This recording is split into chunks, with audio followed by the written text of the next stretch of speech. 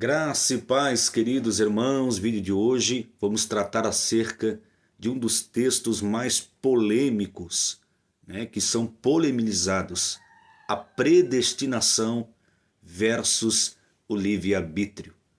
Para que a gente possa entender, quando surgiu essa ideia, no ano de 1536, por João Calvino, um suíço, pastor de uma igreja, que teve essa teoria ou essa ideia que ele acredita na predestinação, que Deus predestinou algumas pessoas para a salvação e outras também para a condenação.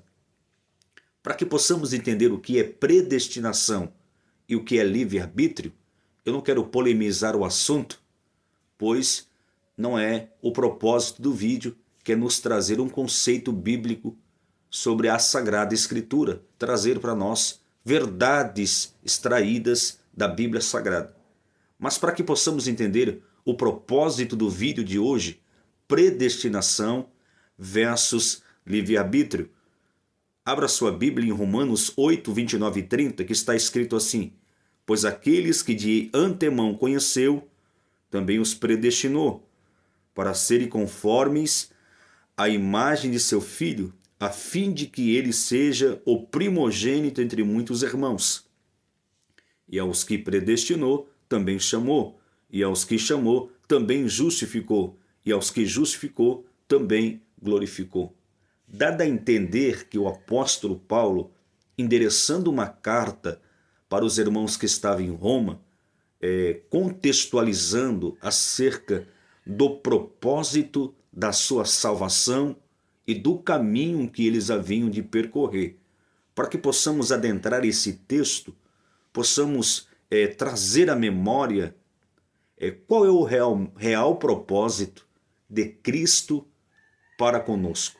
Qual é o real propósito de Cristo para com a humanidade?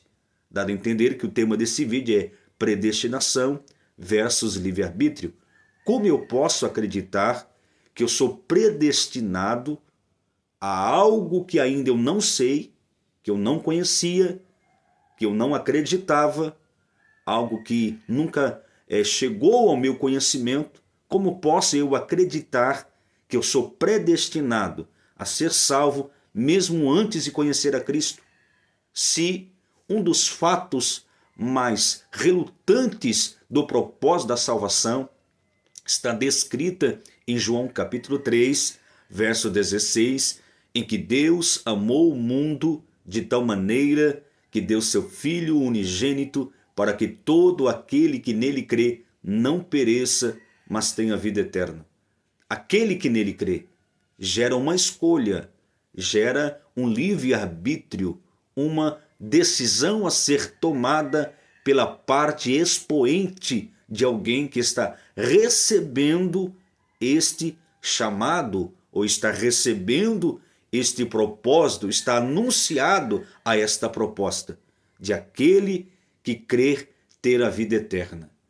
Dado a entender que o apóstolo Paulo está ressaltando aqui que aqueles a quem o Senhor chamou, ele predestinou, é algo muito interessante.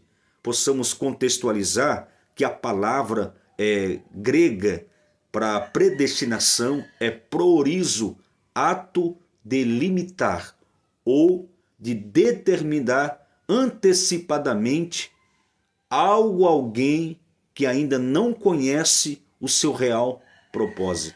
Ou seja, predestinação está alinhado a um propósito que alguém recebe, mas ele nem mesmo conhece esse propósito, mas ele já foi predestinado, escolhido, sem ele mesmo ter uma real escolha daquilo que ele queria, ou se realmente de fato ele aceitaria, ele está predestinado a aceitar esse algo. Então a ideia de predestinação que muitos criam acerca desse contexto em que aos que chamou também predestinou, que nós somos predestinados à salvação e outros à condenação, o que faremos, pois, se a ideia de predestinação é dar a entender que nós não havia uma escolha, nós já fomos escolhidos por um propósito divino, e nós não havia uma escolha do caminho em que nós devamos seguir, estávamos presos, atados a esse propósito, realmente, Paulo deixa uma carta a Timóteo dizendo que isto é bom e agradável a Deus, que quer que todos os homens se salvem. Certo que o propósito de Deus é que a humanidade, é que o homem chegue ao conhecimento da verdade e que ele possa entender que o amor de Deus para com ele o abrangiu todas as raças, cores, culturas, em diferentes povos, e que esse amor quebrou a indiferença, desfez o muro que havia entre homem e Deus. Mas a ideia de predestinação, né, que alguns pregam, outros estão doutrinando, outros estão enfatizando, é que foram predestinados antes mesmo do seu nascimento a um propósito de salvação, sendo que muitos ainda estão perdidos. O que faremos, pois, com aqueles que não são predestinados? Será que o real propósito de Deus é que você se salve e o outro não? Qual é o real propósito de Deus para a humanidade? É que alguns se salvem e outros se percam? Não. O amor de Deus abrangiu todos.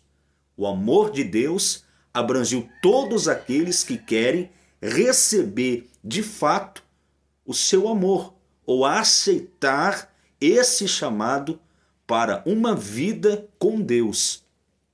Eu não estou defendendo aqui a ideia contra a predestinação.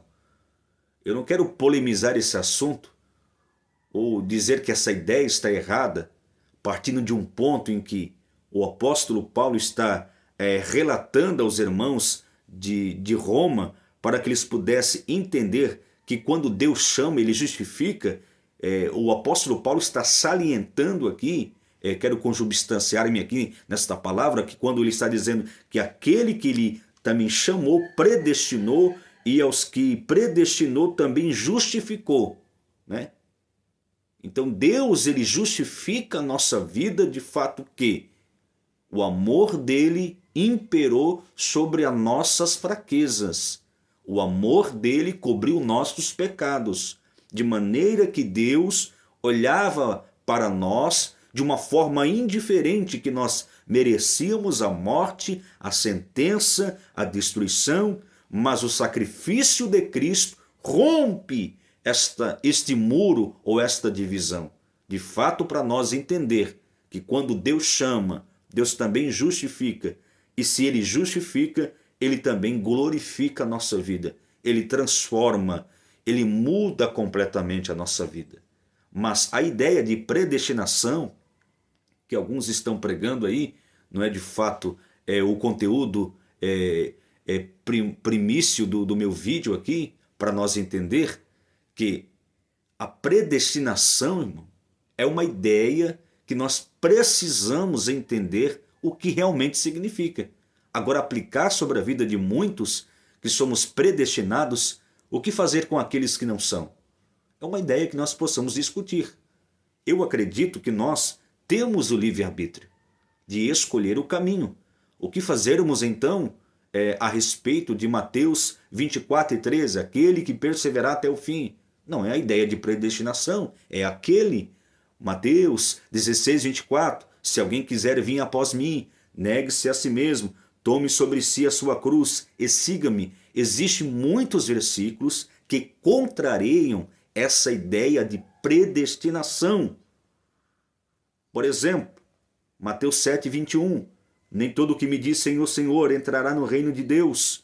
Então existem muitos contextos bíblicos que me fazem acreditar, eu tenho uma escolha, né? Não é uma obrigação a servir a Cristo, não é um jugo. Jugo era o pecado que vivíamos.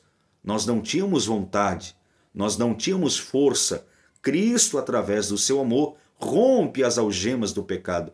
Ele rompe as algemas da então tão sentença de morte que nós havíamos carregado em nós mesmos. Rompendo esse muro, rompendo essa sentença, Cristo nos dá o refrigério do seu amor, da sua presença, porque outrora éramos pecadores, outrora andávamos amarrados, acorrentados ao pecado. Agora estamos debaixo da graça. Então o pecado não tem domínio sobre nós. Então a ideia de predestinação tem que ser avaliada à luz da Bíblia. Eu não posso decretar que uma vez salvo, salvo para sempre. Eu tenho que caminhar nesse caminho, vigiar, atentar, porque aquele que está de pé, cuide para que não caia. Nós temos o livre-arbítrio. Nem todo que diz Senhor, Senhor entrará no reino dos céus. Aquele que quiser vir após mim, aquele que crer e for batizado, é uma escolha, não é predestinação.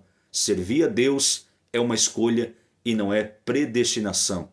Deus abençoe tua vida. Espero que este vídeo possa dar um entendimento a você acerca da predestinação e também do livre-arbítrio. Deus abençoe e que possamos juntos crescer na graça e no conhecimento. É fato que nós não podemos exaurir todo esse assunto em apenas alguns minutos, mas que o bom Deus te abençoe em Cristo Jesus e que possamos lutar pela nossa salvação.